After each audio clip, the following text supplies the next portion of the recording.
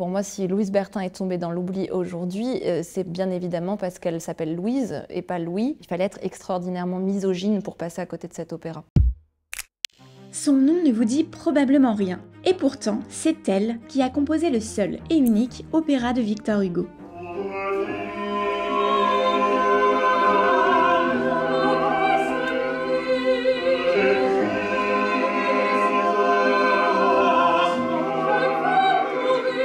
Cet opéra, c'est la Esmeralda, une adaptation en 4 actes du roman Notre-Dame de Paris, publié par le célèbre écrivain 5 ans plus tôt. Et si le roman est rapidement devenu culte, l'opéra, lui, est tombé dans l'oubli, tout comme Louise Bertin.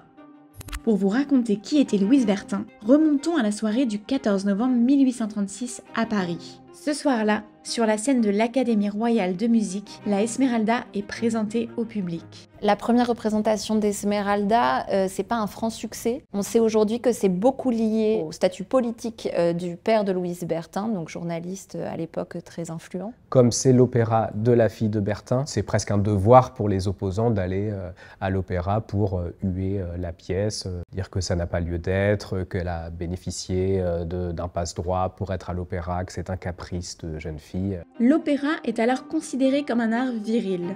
Cela ne doit donc pas être, à l'époque, une affaire de femmes. Elle souffre déjà de misogynie à l'époque puisqu'on dit d'emblée à la sortie de l'opéra que c'est Berlioz qui a composé tout ce qui est réussi et que c'est elle qui a composé tout ce qui est raté. Comme on considère aussi à l'époque l'opéra et surtout le grand opéra comme une sorte de sommet, en tout cas de la pyramide de la hiérarchie musicale, elle est à peu près la seule de tout ce début du 19e siècle et je pense jusqu'à Augusta Holmès dans les années 1880 à avoir eu un opéra représenté dans cette institution. Louise Bertin est pourtant parfaitement qualifiée pour composer la Esmeralda.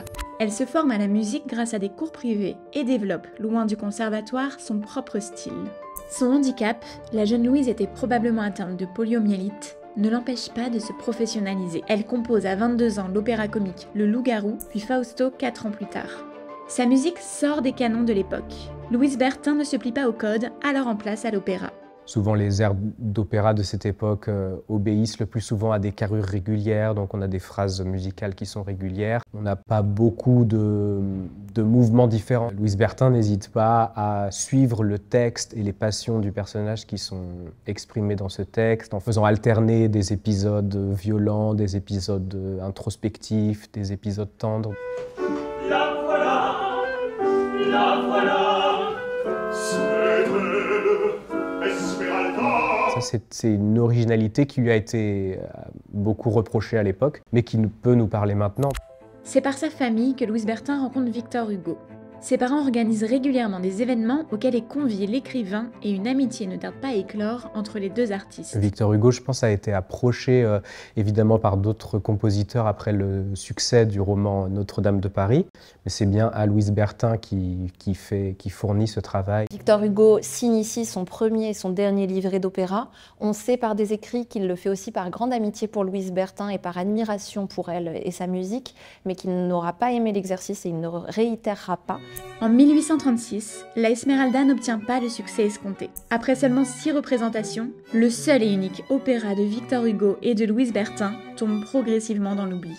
L'impact sur la carrière de Louise Bertin est assez conséquent puisqu'elle arrête après cet opéra. Pour moi, si Louise Bertin est tombée dans l'oubli aujourd'hui, c'est bien évidemment parce qu'elle s'appelle Louise et pas Louis. On était totalement surpris et décontenancés par le fait que le seul opéra de Victor Hugo, qui est quand même vraiment l'homme de la France, l'homme du 19e, l'homme politique, l'homme littéraire, n'ait pas pu être monté depuis sa création en 1836 ou à peine. Cet acte-là révèle bien la misogynie et le sexisme ambiant autour de la musique classique et des compositrices.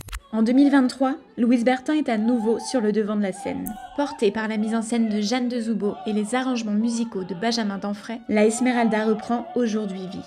Je ne sais pas si on sait pourquoi la Esmeralda s'appelle la Esmeralda et pas Quasimodo ou Notre-Dame de Paris ou autre, mais j'aime à me raconter que c'est une femme qui écrit cette œuvre et que c'est bien assez rare pour être souligné qu'une femme fasse une démarche féministe peut-être avant l'heure, ou en tout cas qu'elle ne se nomme pas comme ça, c'est certain, elle ne se dit pas qu'elle est féministe, mais en tout cas qu'elle adopte un point de vue qui est plus proche d'Esmeralda que le point de vue des hommes dans l'histoire.